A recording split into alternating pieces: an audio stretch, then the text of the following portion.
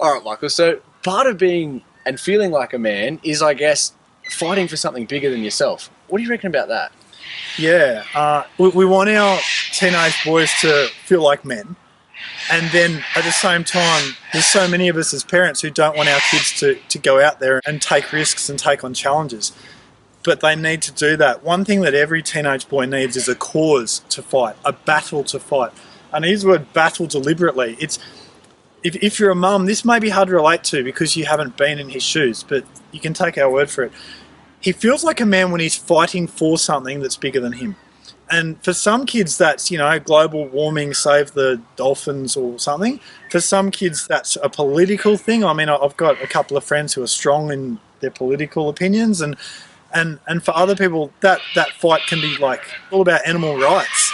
I mean, animal rights, that's their fight. And so they got the animal rights stickers on the car, the animal rights things happening everywhere, and they've got their battle, they're fighting it, and they feel strong in that.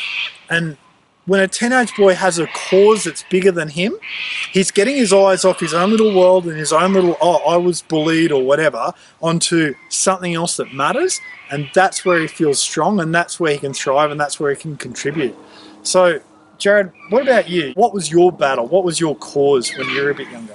Well, the school I was at in Year 11 funded a work project that sent Year 11 students over to a third world country to basically help out with the villages, dig wells, build houses, all that sort of thing. And I unfortunately didn't get the opportunity to go on that, but I had a couple of mates who did, and that sort of kick-started me in the right direction there as well. So I ended up getting involved with Meals on Wheels and the night bus and all that sort of thing with Salvos that were open doors to me through school I went in and asked in the counsellor. So there's always these sort of support systems. Yeah, so if you're not in Australia, these are things for homeless people, and what are these other charities for people who might be... It was to do with Meals on Wheels is basically a program that drives the bus around and you set up your little soup stand and the homeless come through and you serve them up. And you also have a chat as well, so that's linking back again to those social skills.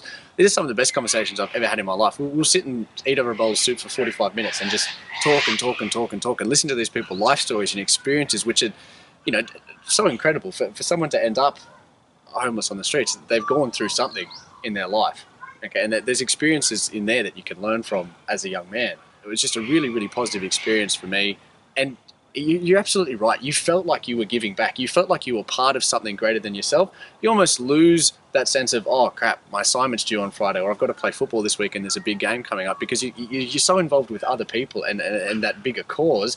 That's all you're thinking about. So I think that's a really important thing, especially for kids who've gone through bullying and they sort of do become introverted and they think about themselves and how terrible their lives is, to open their eyes up and see, okay, not only is my life not as bad as I think it is compared to some of these others, but there's actually things I can do about that. You start to feel really powerful and useful. That makes heaps of sense. I remember when I was just finishing up high school, my mates and I, we were involved in a church youth group, and we were receiving. We weren't giving anything, we were receiving. We'd turn up, they'd feed us, we'd play sport. They were doing all the work, and that didn't make me feel like a man. But a couple of years later, I ended up being one of the leaders in that, and so it was me planning things. It was me having to go shopping on the way to youth. It was me having to do that, and I felt like I was making a difference for others, and that made me feel like a man. So we would just encourage you to help your son to set his sights on things bigger than his own little world, and he's not going to do that if you don't. So he needs to see you giving money to causes that matter to you, things you're passionate about, not $2 to some cause that doesn't matter to you just because you didn't want to put the change in your wallet, but a cause that matters to you. And he needs to see us as adults sort of putting time into things that matter. I love it when there's a homeless person who's near the shops where I take my daughter sometimes, and I'm always really deliberate to give that homeless man a bit of extra cash. And he probably thinks I'm really generous. What I'm actually doing is teaching my daughter that life's not about her, and so we need our kids seeing us living for a cause, and then we need to help them get inspired about a cause of their own. It may be a cause that you don't share. And you know what? All the better, because if they've got their own cause, they're getting their eyes on something that's really going to promote their own growth and their own self-esteem.